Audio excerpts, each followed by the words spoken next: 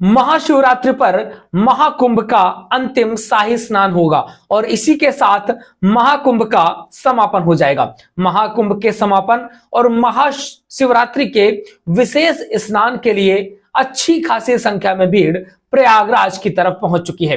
प्रयागराज के घाटों पर अच्छी खासी भीड़ देखी जा रही है, लेकिन इन सारी बातों को लेकर के प्रशासन ने भी अपनी पूरी कमर कस ली है और प्रशासन ने पूरी व्यवस्थाओं को मुस्तैद तरीके से रखा है कि किसी भी तरह की कोई असुविधा न हो।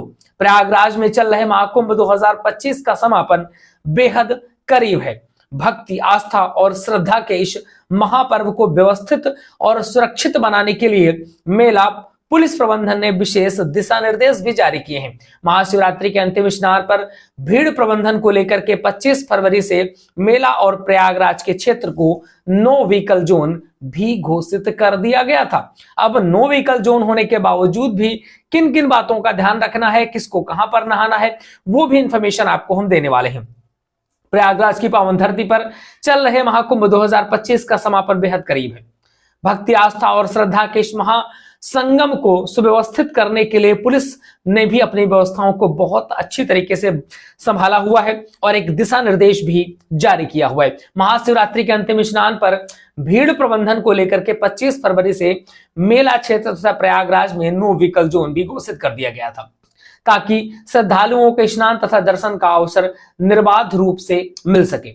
नो व्हीकल जो जोन है, मेला पुलिस प्रबंधन ने 25 फरवरी 2025 को मेला क्षेत्र में 4 बजे से नो व्हीकल जोन घोषित कर दिया था, जबकि प्रयागराज कमिश्नरेट को सायंकाल 6 बजे से ही नो व्हीकल जोन बनाया गया है। अब आप ये समझ लीजिए कि किसको कहां पर स्नान करना है, कहां क्या व्यवस्थाएं रहेंगी, ये भी जानना जरूरी है। दूध, सब्जी, दवाइयां, पेट्रोल, डीजल, एम्बुलेंस जैसी जो आवश्यक सामग्रियां हैं, उनकी जो गाड़ियां हैं, सरकारी कर्मचारी हैं, जो पुलिस है, डॉक्टर हैं, एम्बुलेंस है, इनके वाहनों पर कोई रोक टोक नहीं रहेगी। ये सभी अपने जहां पर इनको जाना है वहां पर निर्बाध तरीके से जा सकेंगे।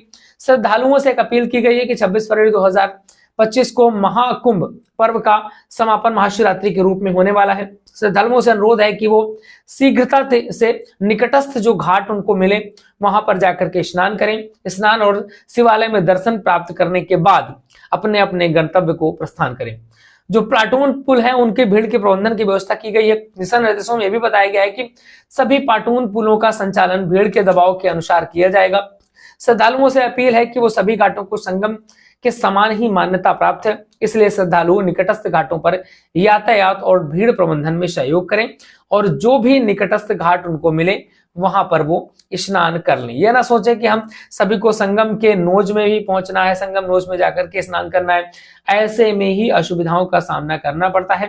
पिछली बार जो दुर्घटना हुई थी वो इसी वजह से हुई थी कि सभी लोगों ने संगम नोज में ही नहाने की कोशिश करी थी, जिस वजह से समस्या हुई थी। अब स्नान करने के लिए व्यवस्था कहां पर कैसी है ये समझ लीजिए। जो दक्षिणी झूसी क्षेत्र है, यहाँ से आने वाले श्रद्धालु संगम तथा एरावत घाट पर स्नान कर सकेंगे।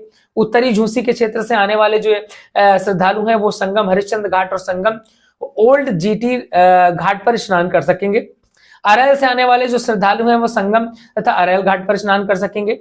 परेड क्षेत्र से आने वाले जो वहां पर श्रद्धालु हैं उनकी व्यवस्था क्या है। संगम द्वार वहां पर भरद्वाज घाट है, संगम द्वार नवगाशुकी घाट है, संगम द्वार मोरी घाट है, संगम द्वार काली घाट है, संगम द्वार राम घाट है, संगम द्वार हनुमान घाट है। तो यहाँ पर जाकर के स्नान कर सकते हैं। तो इस तरीके से व्यवस्था प्रशासन द्वारा बनाई गई है, जिससे किसी भी तरीके की असुविधा का सामना न करना पड़े। तो अगर आप प्रयागराज पहुंच रहे हैं तो कुछ इस तरीके से स्नान करिए और जल्द से जल्द वहां से निकलने का प्रयास करेंगे, जिससे बाकी लोगों को भी इसका लाभ मिल सके। लगातार अपडेट्स आपको मिलती रहेंगी। चैनल के साथ जुड़े रहिए। सब्सक्राइब नहीं किया तो कर दीजिएगा।